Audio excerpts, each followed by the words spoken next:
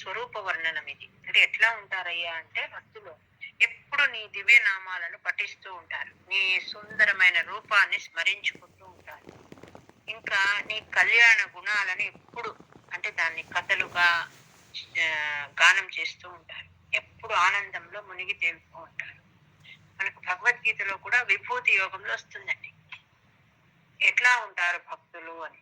మచ్చిత్త మద్గత ప్రాణాహ బోధయంత పరస్పరం కథయంతశ్చ మాం నిత్యం తుష్యంతి చరమంతి చ. అంటే ఎప్పుడు వాళ్ళు ఎట్లా ఉంటారట, ఇదే పని అనమాట. వాళ్ళు ఇంకా వేరే కలిసినారనుకోండి సత్సంగంలో వాళ్ళ సొంత విషయాలు మాట్లాడుకోవడం అట్లా ఉండదన్నమాట. అంటే పవిత్రమైన బుద్ధిని పొందిన వాళ్ళు ప్రత్యేకమైన వ్యక్తి.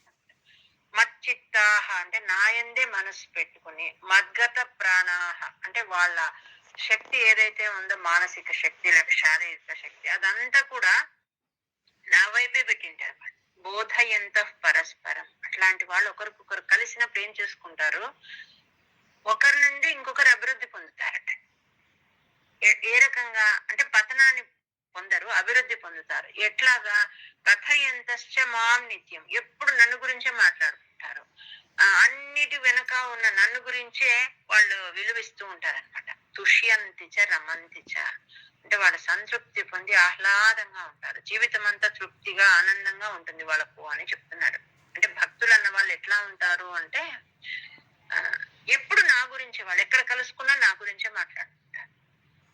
అంటే అట్లా మనం మనసులో స్వామిని అట్లా పెట్టుకుంటే అంటే ప్రకటితమైతే ఎట్లా ఉంటుంది అంటే ప్రతి నిమిషము జీవితంలో ఆనందమైపోతుంది, నిత్య మంగళంగా ఉంటుంది అని చెప్తారు. అట్లా నీ భక్తులు ఎట్లా ఉంటారు, ఎప్పుడు నీ గురించే ధ్యానిస్తూ ఉంటారు, నీ గురించి కథలు చెప్పుకుంటూ ఉంటారు. వాటన్నిటిని నువ్వు కరుణతో తీరుస్తావు, వాళ్ళు వాళ్ళ కోరికలు తీర్చుకొని పరమానందంతో ఉన్నట్లాంటి వాళ్ళు పరమ ధన్యులని నేను భావిస్తాను అని చెప్తున్నాడండి. పఠంతో నామాని ప్రమద భర సింధౌ నిపతితాః స్మరంతో రూపంతే వరద కథయంతో గుణకథాః చరంతో ఏ భక్తాః త్వయి ఖలు రమంతే పరమమూన్ అహం ధన్యాన్ మన్యే సమధిగత సర్వాభిలషితాన్. మనం చెప్పుకున్నాం పట్టాద్రిని ఫిజికల్ గా వాళ్ళ బ్రదర్ క్యారీ తీసుకొని వచ్చినాడు ఇక్కడికి అని. తన గురువు నుంచి రోగాన్ని ఈయన తనకు సంక్రమించేటట్టు చేసుకున్నాడు యోగ బలంతో. ఇవన్నీ ఎక్కువైపోతున్నాయి అతనికి, రోగ బాధలు చెప్తూ ఉన్నాడు అనమాట. ఈ వాత పిత్త శ్లేష్మ ఇవి బాధలతో ఎట్లా ఉంది అంటే నీ పాద సేవతో కలిగే ఆనందాన్ని నా మనస్సు ఎక్కువ స్వీకరించడం లేదు, ఎందుకంటే అనారోగ్యంతో నా మనస్సు విముఖత చూపిస్తోంది. కాబట్టి నువ్వు నా పైన దయ చూపించు, నీ పాద పద్మాల పట్ల అనన్యమైన భక్తిని ఇవ్వు నాకు. అలా ఇస్తే ఏం చేస్తాను, ఏకాంతంగా ఏదో ఒక చోట ఎవరు లేని చోటకు వెళ్ళి నీ దివ్య నామాలను ఆనందంతో గానం చేసుకుంటూ హాయిగా ఉంటాను అని చెప్తున్నాడు. నాకు ఆరోగ్యం కలిగించు అని చెప్తున్నాడండి. నాకు అనారోగ్యం వల్ల ఏమవుతోంది అంటే నేను మనసును నీ పట్ల పెట్టలేకపోతున్నాను. మనకు భక్తి కలగాలంటే కూడా దానికి కూడా పరమాత్మనే కారణం. ఆయన అలాంటి యోగం ఇస్తేనే మనం చేయగలం అనమాట, లేకపోతే చేయలేము. చిన్న నొప్పి వచ్చినా మన షెడ్యూల్ అంతా క్యాన్సిల్ అయిపోతుంది. ఒక తలనొప్పి రాని, ఒక కాలు నొప్పి రాని, ఇంకొకటి రాని, ఏది నొప్పి వచ్చినా మనం ఏదో రోజు చేసుకునే చిన్న చిన్న సాధనకు కూడా అడ్డవుతుంది అనమాట. అట్లాంటిది ఈయన నడవలేని పరిస్థితుల్లో ఉన్నాడు. కాబట్టి నేను నీ పాద సేవతో కలిగే ఆనందాన్ని పూర్తిగా పొందలేకపోతున్నాను, ఎందుకంటే ఇవన్నీ బాధలు నాకు శారీరకంగా చాలా ఇబ్బంది పెడుతున్నాయి. కాబట్టి నాకు ఎటువంటి రోగము లేకపోతే నీ పాద పద్మాలను స్మరిస్తూ నేను ఎక్కడో చోట నీ గురించి పాట పాడుకుంటూ హాయిగా ఏకాంతంగా ఉంటాను. కాబట్టి నాకు ఆరోగ్యం ఇమ్మని వేడుకుంటున్నాను. గద క్లిష్టం కష్టం తవ చరణ సేవా రస భరేపి అనాసక్తం చిత్తం భవతి బత విష్ణో కురు దయాం భవత్పాదాంభోజ స్మరణ రసికో నామ నివహాన్ అహం గాయం గాయం కుహచన వివత్స్యామి విజనే. కృప అంటే దయ, జాతా చేత అంటే ఒకవేళ నీ దయ లభించింది అనుకో, శరీరధారులకు, అంటే మనకందరికి నీ దయ లభిస్తే అంతకన్నా వేరే భాగ్యం ఏముంది అని చెప్తున్నాడు. క్లేశౌఘ మదీయ క్లేశౌఘ ప్రశమన దశ, అంటే అన్ని బాధల యొక్క గుంపు అని, అంటే అన్ని బాధలు తొలగిపోతాయి. నీ దయ అనేది ఒకటి లభిస్తే అది ఎంత విషయం, ఇంకా శోకం అనేది వెళ్ళిపోతుంది. అస్మిన్ లోకి అంటే ఈ లోకంలో అనిశం, ఎప్పుడు ఇంకా శోకం అనేది ఉండదు నీ దయ లభిస్తే. అందరూ అట్లా నీ దయతో శోకాన్ని పోగొట్టుకుని జీవన్ముక్తులై అనాసక్తులై మోక్ష మార్గాన్ని పొందినారు. కాబట్టి నీ దయ అనేది నాకు ప్రసాదించు అని వేడుకుంటున్నారు పట్టాలు. కృపాతే జాతా చేత్ కిమివ నహి లభ్యం తనుభృతాం మదీయ క్లేశౌఘ ప్రశమన దశానామ కియతి నకేకే లోకేస్మిన్ అనిశమయి శోకాభిరహితాః భవద్భక్తా ముక్తాః సుఖగతిమసక్తా విదధతే. ఓకే, ఇక్కడ ఏం చెప్తున్నారంటే ఆత్మజ్ఞాన సంపన్నులు ఎవరు అంటే ముని ప్రౌఢారూఢ, అంటే ముని శ్రేష్ఠులుగా బాగా ప్రసిద్ధి చెందిన ఈ నారదాది మునీశ్వరులు ఏం చేస్తూ ఉంటారు అంటే ఆత్మగతి కలిగి ఉంటారట. లోపలే ఎప్పుడు పరమాత్మ స్మరణతో భవవ్యాధి ఎట్లా ఉంటారు అంటే లోక విషయ సంబంధాల్లో పడకుండా ఎప్పుడు బ్రహ్మ విద్యా జ్ఞానంతో ఉంటారట. వాళ్ళు ఉండి స్వతంత్రంగా హాయిగా విహరిస్తూ ఉంటారు. ఇంతకంటే కావాల్సింది ఏముంది అని చెప్తున్నారు. మనము రోగ బాధ నివారణం కలుగుతుంది, ఆ కలిగితే నాకు నీ పట్ల భక్తి కలుగుతుంది అని భట్టాద్రి వేడుకున్నారు కదా, ఆ కాంటెక్స్ట్ లోనే చెప్తున్నారన్నమాట. ఆత్మజ్ఞాన సంపన్నులైన వీళ్ళంతా ఏం చేస్తారు అంటే ఎప్పుడు నీ పాదార విందాలనే స్మరిస్తూ లోక సంబంధ విషయాలలో మనసు పెట్టరన్నమాట. ఎప్పుడు బ్రహ్మ విద్యా జ్ఞానంతో ప్రకాశిస్తూ ఉంటారు. ఇంతకంటే కావాల్సింది ఏముంది అని చెప్తారు. ముని ప్రౌఢారూఢ జగతి ఖలు గూఢాత్మగతయః భవత్పాదాంభోజ స్మరణ విరుజో నారద ముఖాః చరంతీష స్వైరం సతత పరినిర్భాత పరచిచ్చిదానందాద్వైత ప్రసర పరిమగ్నా కిమపరం భోజ స్మరణ విరుజో నారద ముఖా.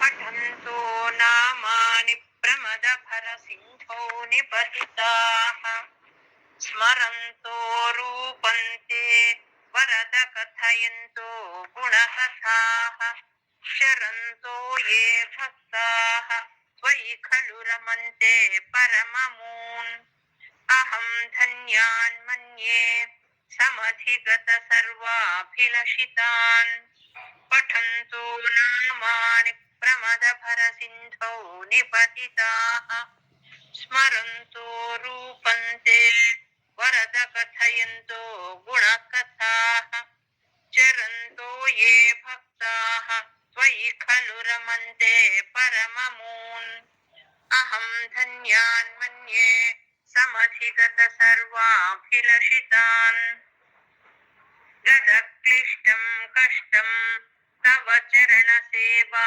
రసభరేపి అనాసక్తం చిత్తం భవతి బత విష్ణో కురుదయాం భవత్పాదాంభోజ స్మరణ రసికో నామ నివహాన్ అహం గాయం గాయం కుహచన వివత్స్యామి విజనే కృపాతే జాతా చేత్ కిమివ నహి లభ్యం తనుభృతాం మదీయ క్లేశౌఘ ప్రశమన దశానామ కియతి నకేకే లోకేస్మిన్ అనిశమయి శోకాభిరహితాః భవద్భక్తా ముక్తాః సుఖగతిమసక్తా విదధతే ముని ప్రౌఢారూఢ జగతి ఖలు గూఢాత్మగతయః భవత్పాదాంభోజ స్మరణ విరుజో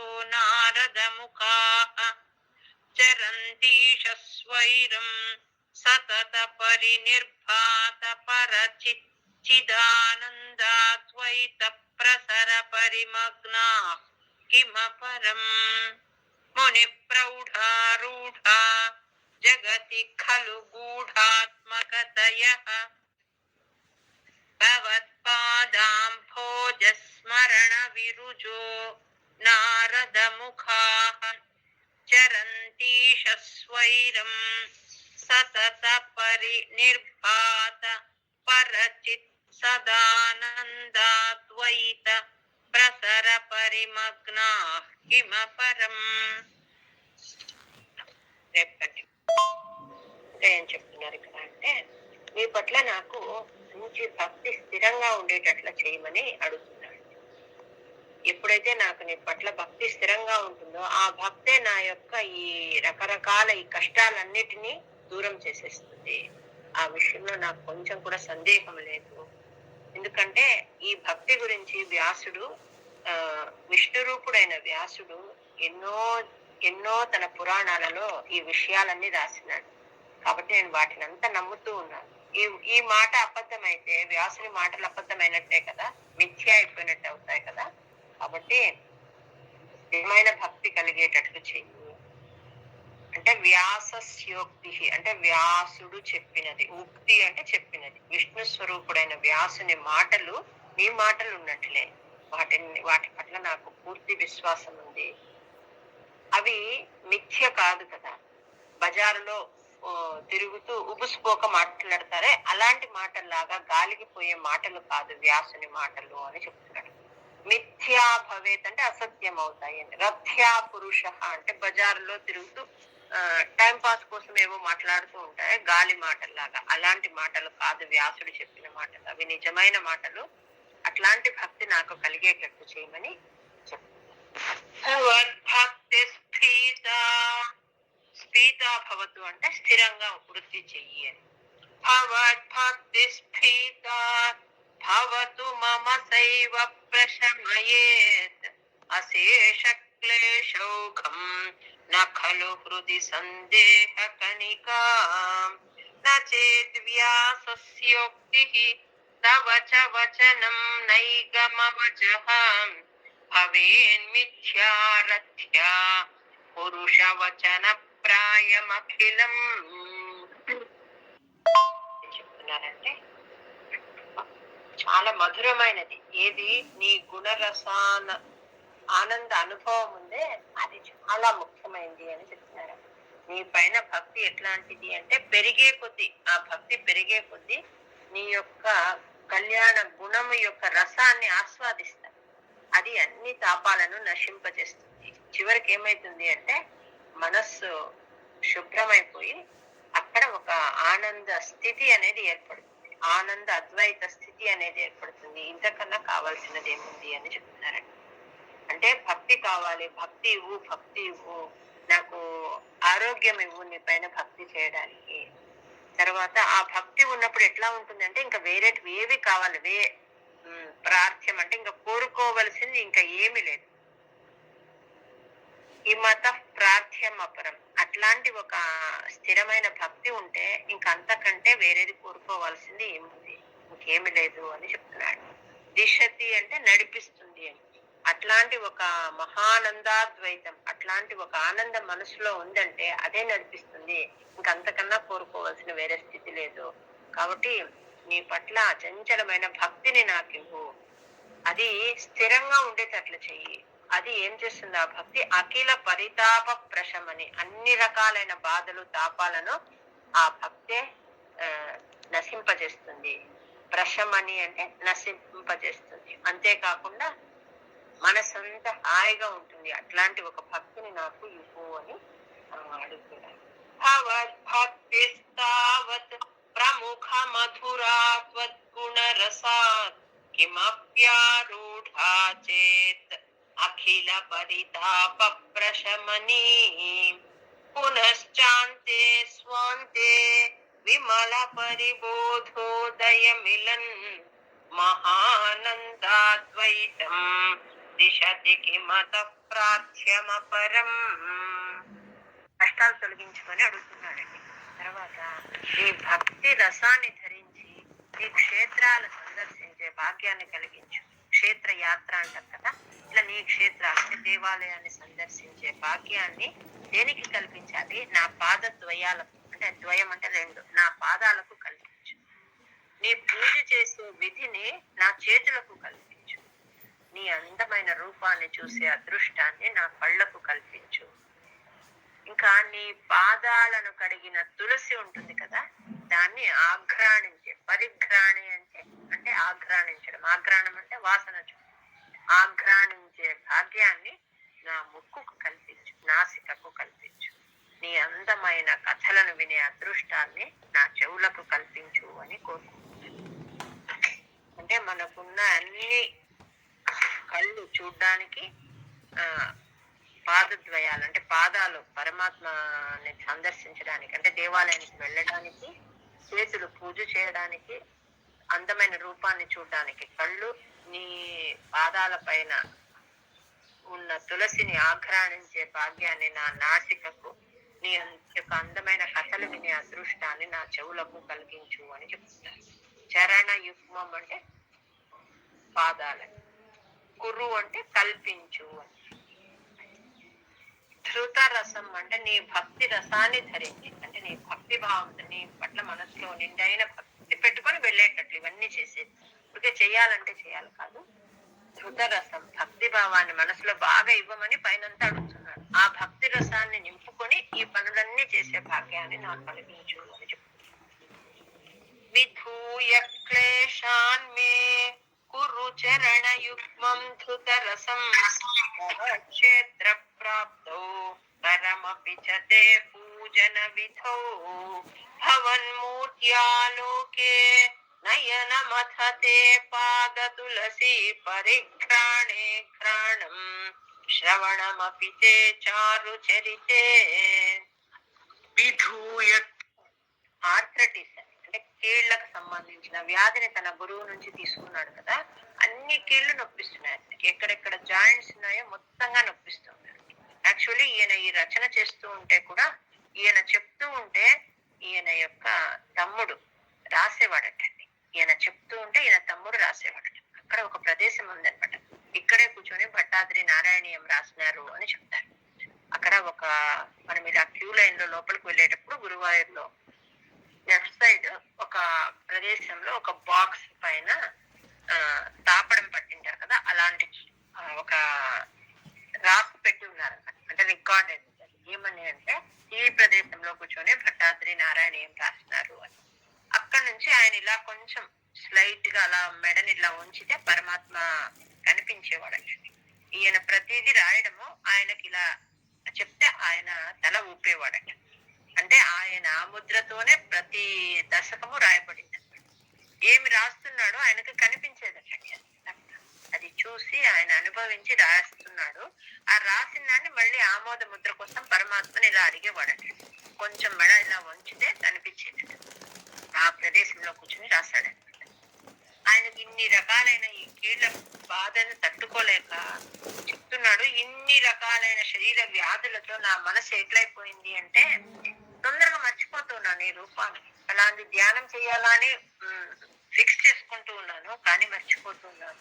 నీ అందమైన రూపాన్ని నా మనస్సులో అలాగే ఉండేటట్లు చెయ్యి అని చెప్తున్నాడు. పరమ సుఖదాయకమైన నీ రూపము ఇక్కడే ఉదయించుగాక. దానివల్ల నాకు శరీరం అంతా గగురుపాటు కలిగి ఆనంద బాష్పాలు వస్తూ ఉంటే ఈ వ్యాధి యొక్క బాధలన్నీ నేను మర్చిపోయేదను గాక అని చెప్తున్నారు. నీ యొక్క రూపాన్ని తలుచుకొని ఆ శరీరం అంతా గగురుపాటు చెంది నాకు తెలియకుండా కళ్ళ నుంచి నీళ్ళు వచ్చి ఈ బాధలన్నీ నేను మర్చిపోవాలి, అలా స్థిరమయ్యేటట్లు చేయమని చెప్తున్నాడు. విస్మర్యాసం అంటే మర్చిపోయేదను గాక. ఏం మర్చిపోతాడు? ఈ అసాధ్యమైన వ్యాధి బాధలన్నీ నేను మర్చిపోయేటట్లు చెయ్యి అని చెప్తాను. ప్రభూతాధివ్యాధి ప్రసభ చలితే మామక హృది స్వదీయం తద్రూపం పరమరస చిద్రూపముదియాత్ ఉదంచద్రో మాంచో గలిత బహు హర్షాశ్రునివహ యథా విస్మర్యాసం దురుపశమ పీడా పరిభవాన్. ప్రభు భట్టాద్రి ఏం చెప్తున్నారంటే, కంసదమన అంటే కంసుని సంహరించిన వాడా. నీ పట్ల కొంతమంది విముఖతతో ఉంటారు, అంటే వ్యతిరేకించే వాళ్ళు ఉంటారు. పరాంచోపి అంటే పరాంచహ అపి అంటే విముఖులైన వారు, అంటే దేవుడు లేడనో లేకపోతే నీ పట్ల భక్తి లేకుండా ఉండే అట్లాంటి వాళ్ళు ఉంటారు. నిన్ను వ్యతిరేకించే వాళ్ళు ఉన్నారు. వాళ్ళంతా సుఖంగా ఉన్నారు. నీ యందు ఎంతో స్నేహంగా భక్తిగా ప్రేమగా ఉన్న నాకు నేనేమో ఇలా బాధపడుతూ ఉన్నాను. ఇది సహజం అనిపిస్తుంది. మనం కూడా ఒక్కొక్కసారి ఎవరినో చూస్తాం, వాళ్ళు ఏమి దేవుడి పట్ల భక్తి లేదు ఏం లేదు, కానీ వాళ్ళకంతా బాగా జరిగిపోతుంది, మనకేమీ జరగట్లేదు అని ఒక్కొక్కసారి అలా అనిపిస్తూ ఉంటుంది. భట్టాద్రి చెప్తున్నాడు, నాకు ఇంత భక్తి ఉందా నీ పట్ల, ఇంత నీ యందు ప్రీతిగా స్నేహంగా ఉన్నాను, నాకేమో ఇన్ని కష్టాలు ఉన్నాయి, అనారోగ్యం ఇంత బాధపడుతోంది. నీ యందు విముఖులైన వాళ్ళు, నీ పట్ల వ్యతిరేకంగా ఉండే వాళ్ళేమో సుఖంగా ఉన్నారు. ఇదేమి దేవా, నువ్వు వరాలు ఇచ్చేవాడివి, నీవు భక్తిని వ్యాధిని పోగొట్టలేదని నీవు అపకీర్తి తెచ్చుకోవద్దు. నా వ్యాధి బాధలన్నీ తొలగించి ఈ శరీరం ఏమిటి, ఇది సాధనా శరీరం, అందరికీ మనకి ఇది భోగ శరీరం కాదండి, సాధనా శరీరం. ఇట్లా ధర్మ సాధనమైన ఆరోగ్యవంతమైన శరీరాన్ని ఇచ్చి నీ భక్త శ్రేష్ఠుడిగా, ఝటితి అంటే తొందరగా వెంటనే నన్ను చెయ్యి, మాంకురు అంటే స్వీకరించు, లేకపోతే నన్ను అట్లా భక్త శ్రేష్ఠుడిగా చెయ్యి అని చెప్తుంది. ఈ శరీరం ఎందుకోసం ఉంది అంటే సాధన కోసం ఉందండి. కానీ మనం సాధనకు లాస్ట్ ప్రిఫరెన్స్ ఇచ్చి మిగిలినవన్నీ ఈ శరీరాన్ని ఎంత ఇష్టపడతాం, మన శరీరాన్ని దాని బాగోగులు చూసుకుంటూ ఉంటాం. లోపలున్న ఆత్మకు ఆహారం పెట్టమని, అలా పెట్టు ఈ శరీరాన్ని నిలుపుకోమని చెప్తుంది అనమాట. నా వ్యాధి బాధలన్నీ పోగొట్టి ఈ రోగ బాధను తగ్గించి నన్ను నీ భక్తుడిలో శ్రేష్ఠుడిగా చెయ్యి. రోగ బాధ తగ్గించడం అంటే ఫిట్నెస్, ఈ శరీరానికి రోగం లేకుండా చెయ్యి అని కోరుకుంటున్నాను. మా అభూత్ అంటే వద్దు అని, నీకు చెడ్డ అపకీర్తి వద్దు. అకీర్తి అంటే అపకీర్తి, నీ భక్తుడు రోగాలతో బాధపడుతున్నాడు, నువ్వు అతన్ని తగ్గించలేదు అనే అకీర్తి అపకీర్తి నీకు వద్దు. కాబట్టి నన్ను భక్తోత్తంసం, నీ భక్త శ్రేష్ఠుడిగా చేయి అని చెప్తున్నారు. మరుద్గేహాధీశ త్వయి ఖలు పరాంచోపి సుఖినః భవత్ స్నేహీ సోహం సుబహు పరితప్యే చ కిమిదం అకీర్తిస్తే మా భూత్ వరద గద భారం ప్రశమయన్ భవత్ భక్తోత్తంసం ఝటితి కురు మాం కంసదమన.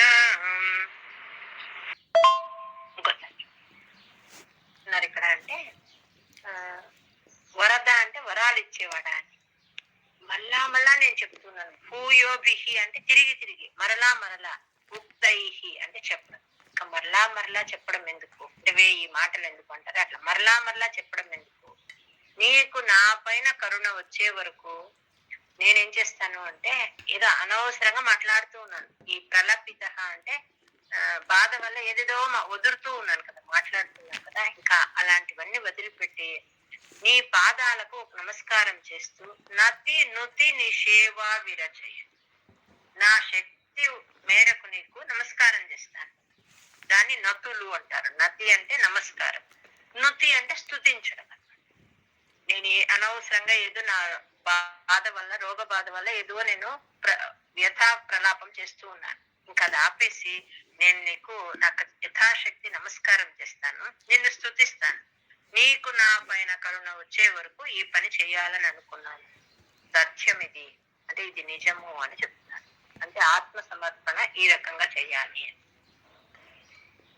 ఈ రకంగా విరచయ్యన్ అంటే రచిస్తూ, అంటే నీకు నీ గురించి రాసినవి చదువుతూ నీకు నమస్కారం చేస్తూ నేను రోజులను నేష్యామి అంటే గడిపేస్తాను. నీకు నా పైన కరుణ కలిగే వరకు ఈ పని చేయాలని డిసైడ్ చేసుకున్నాను అని చెప్తాను. ముక్తైర్భూయోభిః తవ హి కరుణాయావతు దియాత్ అహం తావద్దేవ ప్రహిత వివిధార్థ ప్రలపితః పురః క్లుప్తే పాదే వరద తవ నేష్యామి దివసాన్ యథాశక్తి వ్యక్తం నతి నుతి యోగిని సేవా విరచయన్. చూడండి, మీరు మ్యూట్ లో పెట్టుకోండి.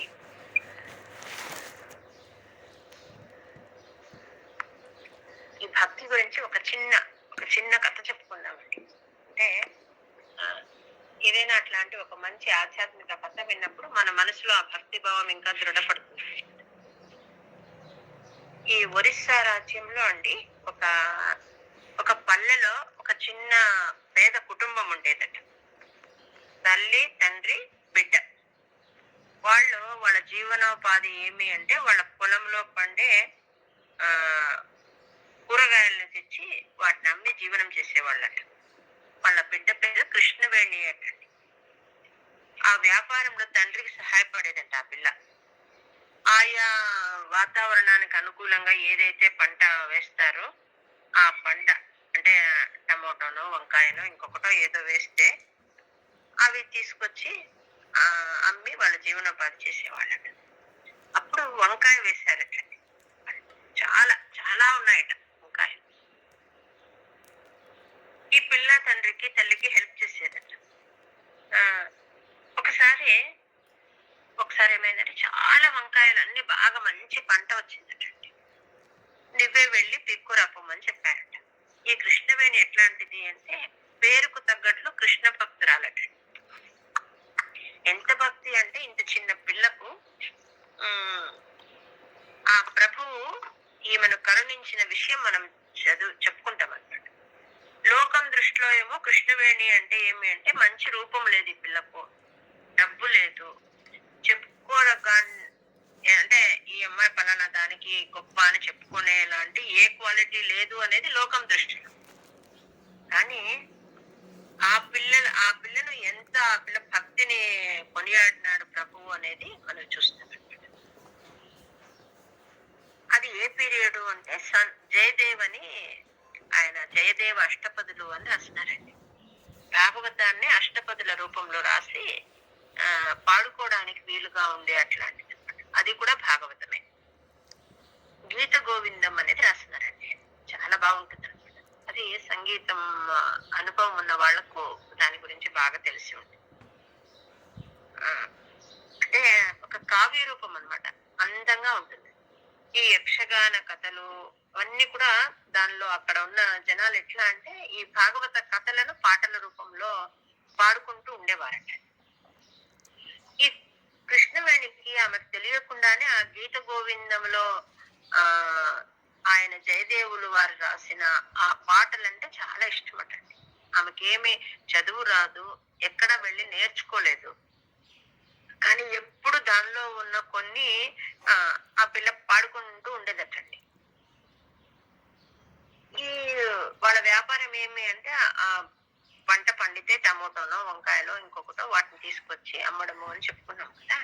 ఎప్పుడు ఈ పిల్ల వాటి నుంచి ఆ కూరగాయలు పీకేటప్పుడు, అమ్మేటప్పుడు, ఇంక ఎప్పుడైనా కూడా ఇవే ఆ పిల్లకు తెలియకుండా ఆ భాగవతానికి సంబంధించిన గీత గోవిందంలోని ఆ పాటలు తనకు వచ్చినంత ఎన్ని వస్తే అన్ని అలా పాడుకుంటూ ఉండేదటండి. ఇంట్లో పని చేసేటప్పుడు ఆ గీత గోవిందంలోంటివి, తల్లిదండ్రికి హెల్ప్ చేసేటప్పుడు, అది రాత్రి పడుకునే వరకు కూడా వాటినే గుర్తు చేసుకొని ఎప్పుడు ఏమంటారు హమ్ చేస్తూ ఉండేది. హమ్ చేసేదంటే మనము చిన్నగా ఇప్పుడు మనం ఏదో వినింటామో అదే మళ్ళీ తిరిగి అనుకుంటూ ఉంటాం చూడండి. ఆ రకంగా ఆ గీత గోవిందంలో తనకు వచ్చిన ఏవో కొన్ని ఎప్పుడు చెప్పుకుంటూ ఉండేదండి. ఒకసారి ఒక పౌర్ణమి రోజున ఆకాశంలో చంద్రుడు చాలా ప్రకాశమానంగా ఉన్నాడట. ఆ కృష్ణవేణి తండ్రి చెప్పినాడట, చంద్రుడు ఎంత అందంగా కనిపిస్తున్నాడు, బాగా మంచి వెలుతురుంది, ఈ వెలుతురులో నువ్వు వంకాయలన్నీ పీకే బిడ్డ అని చెప్పినాడట. అప్పుడైతే పొద్దున్నే వెళ్ళి మనం అమ్మడానికి సులభమవుతుంది. సరే అని చెప్పి సంతోషంతో ఆ వంకాయలు పీకడానికి పోయిందట పొలానికి. ఆ పిల్ల ఎక్కడ చూసినా చెట్టు నిండా వంకాయలు ఉన్నాయట. ఆ పిల్లకు వాటిని చూడడము, పైన చంద్రుడిని చూడడం ఆనందం అనిపించిందట. అక్కడిక్కడ ఆడుకుంటూ ఆ చెట్టు నుంచి ఈ చెట్టుకు, ఈ చెట్టు నుంచి ఆ చెట్టుకు అంతా ఒక 5 నిమిషాలు తిరిగిందటండి. వాటిని అంతా ప్రేమగా పలకరిస్తూ. తర్వాత ఏం చేసింది, ఆ గీత గోవిందంలో ఆ పిల్లకు ఏవో ఇష్టమైనవి ఉన్నాయి కదా, ఆ పిల్లకు వచ్చిన ఆ కొన్ని పాడుకుంటూ పాడుకుంటూ సంతోషంగా ఆ వంకాయలన్నీ పికేసిందట. ఆ పిల్ల పాడుతూ ఉంటే ఎట్లా అనిపించింది అంటే, ఆ ఒరిస్సాలో ఉండే ఆ స్వామి ఉన్నాడు కదా, పూరి జగన్నాథుడు, అక్కడికి వచ్చినాడటండి. ఎక్కడికి?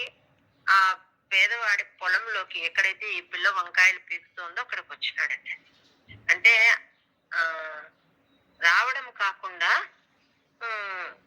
గుడి వదిలిపెట్టి ఇక్కడికి వచ్చినాడు. వచ్చి అక్కడ ప్రకటమైనాడటండి.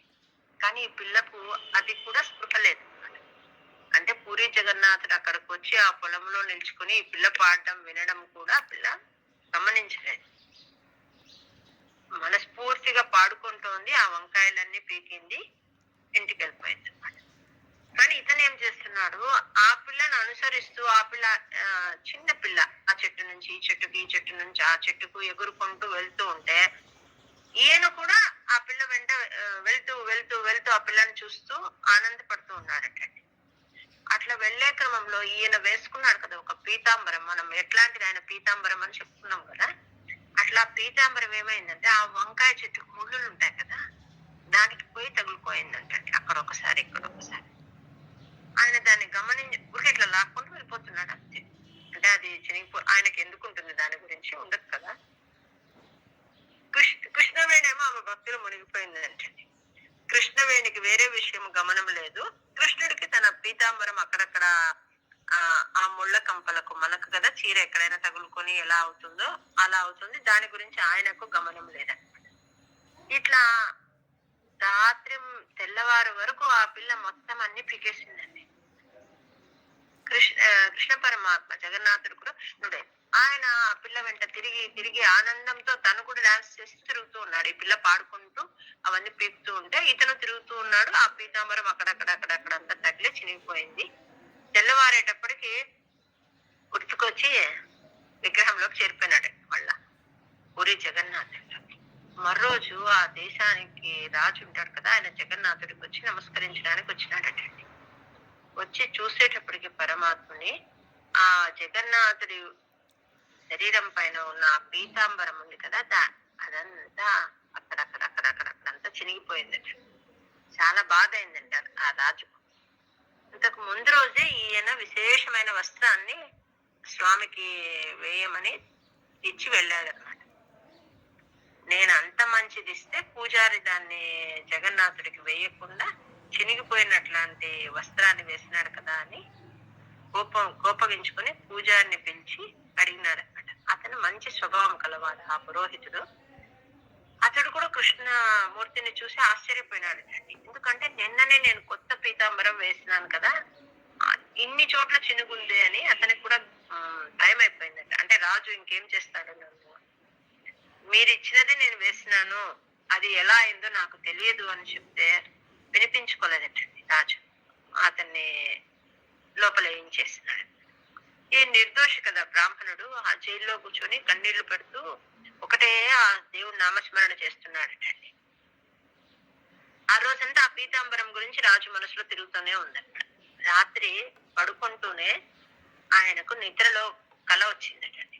పరమాత్మ ఆ నిద్రలో ప్రకటితమైనాడట. అయ్యి చెప్పినాడట, నీవు లోపల పెట్టిన పూజారి తప్పులేదు, అతన్ని వదిలి అతన్ని సన్మానం చేసి పంపి, నీకు నా పీతాంబరం ముక్కల గురించి అంత ఆలోచిస్తున్నావా, అవి ఫలానా చోట పొలంలో వంకాయ చెట్ల దగ్గర ఉన్నాయి, పోయి అక్కడ చూడు అని చెప్పినాడట.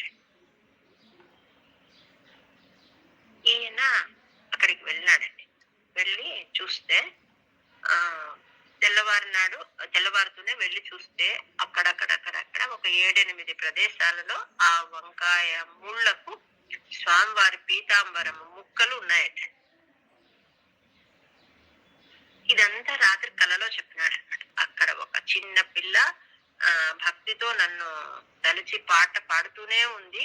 ఆ పిల్ల చేసే ప్రతి పనిలో కర్మయోగం అంటారండి దీన్ని, అంటే నిష్కామ కర్మయోగం. ఆ పిల్ల ఏమి కోరుకోవడం లేదు, నాకు అది కావాలి ఇది కావాలి, ఆనందాన్ని అనుభవిస్తాను. అద్వైతానంద స్థితి లోపల ఉంటే ఇంకేమి కోరుకోవాల్సిన అవసరం లేదు అని ఇప్పుడు చెప్పుకున్నాం కదా మనము.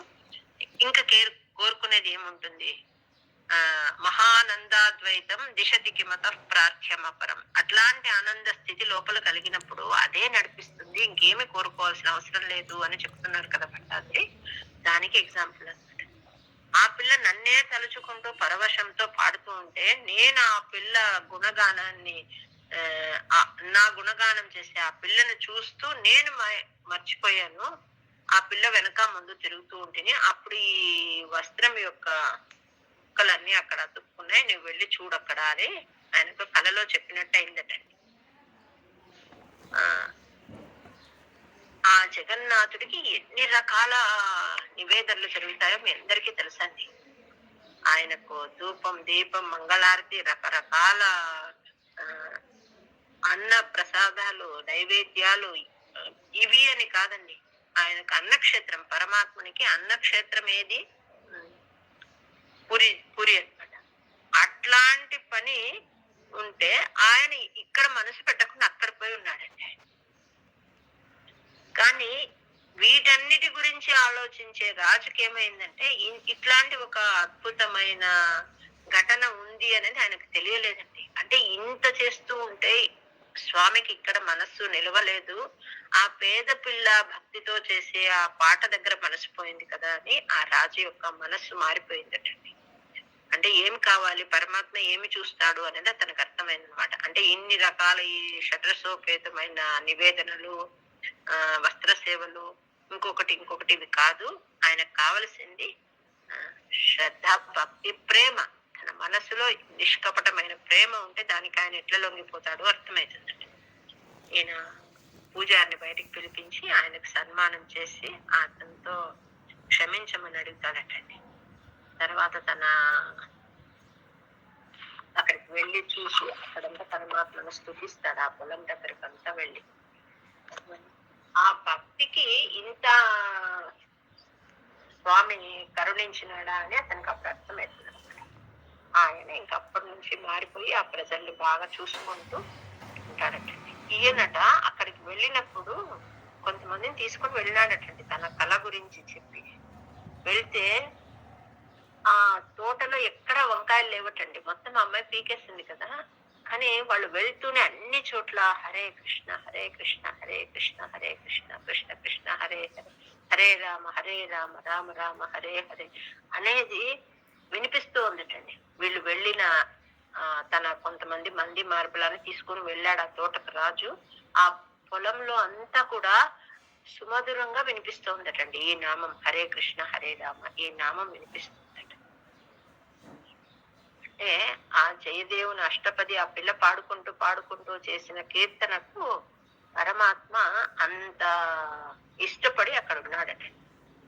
మహానందాద్వైతం దిశతికి మత ప్రార్థ్యమ. మన మనసులో అలాంటి భక్తి ఉంటే ఇంకా వేరేది ఏది కోరుకోవాలనిపించదు.